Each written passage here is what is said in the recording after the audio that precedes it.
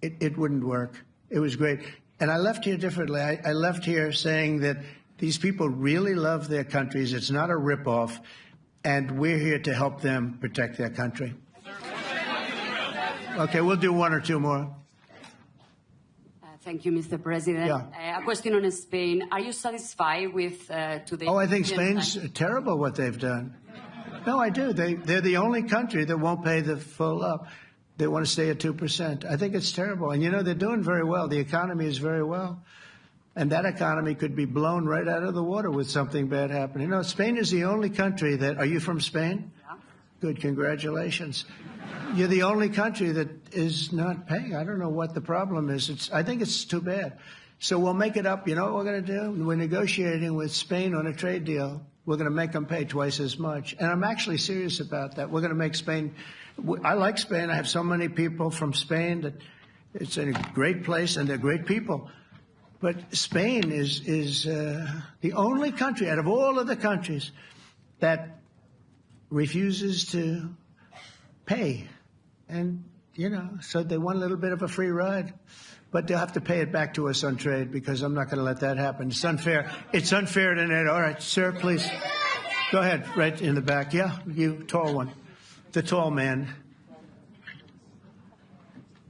Mr. President, Johannes Petra from Austrian National Television. How are you? You once said that you would end the Ukraine war in 24 hours. You later said you said that sarcastically. Well, of course it was sarcastic. But you've now been in office for 5 months and 5 days. Why have you not been able to end the Ukraine war? Because it's more difficult than people would have any idea.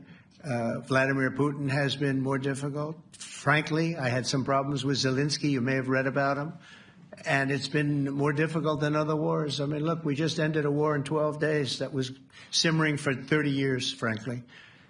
We ended Rwanda and the Congo. It's coming to sign the documents. We've already signed basic documents, but they're coming, I think, to the White House on Friday.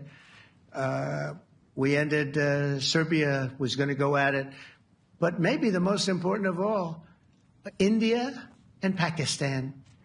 And that wasn't whether or not they may someday have nukes like we're talking about in the Middle East, like we're talking about with Israel and Iran. This is they have nuclear weapons. I ended that with a series of phone calls on trade. I said, look, if you're going to go fighting each other, it was getting very bad. You know how bad that last attack was. It was really bad. If you're going to go fighting each other, we're not doing any trade deal. No, no, no, you have to do a trade deal. I said, we're not doing any trade deal. And in fact, I had the general, who was very impressive. The general from Pakistan was in my office last week. You know, Prime Minister Modi is a great friend of mine. He's a great gentleman. He's a great man. And I got them to reason. I said, we're not doing a trade deal if you're going to fight. And if you're going to fight each other, we're not doing a trade deal. And you know what? They said, no, I want to do the trade deal. We stopped the nuclear war. Go ahead. Go ahead, Jeff. Here's another beauty, Jeff. He's a beauty, all right. Go ahead. Mr. President, to follow up on Ukraine, will the United States contribute any more money to Ukraine's defense this year to the $5 billion that allies are giving? And one question, you had another meeting with the Dutch opposition leader, Mr. Wilders. Can you tell us about that meeting? And are you upset about his anti-Muslim stance? I'm not upset about it. It's just his view. He's unhappy with the way things are going in this country and various countries. He was an opposition leader.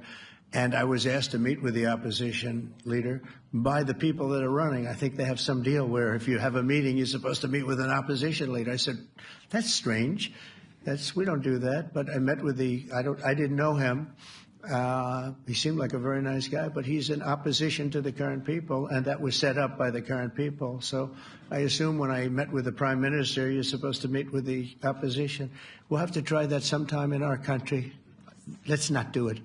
But I thought he was very good. As far as money going, we'll see what happens. There's a lot of spirit. Look, Vladimir Putin really has to end that war. People are dying at levels that people haven't seen before for a long time. Go ahead. Go ahead. White shirt. Oh, she's all excited. So, BBC News Ukrainian. I would Where are like you to ask from? I'm from Ukraine. Oh, so my wow. question to you is,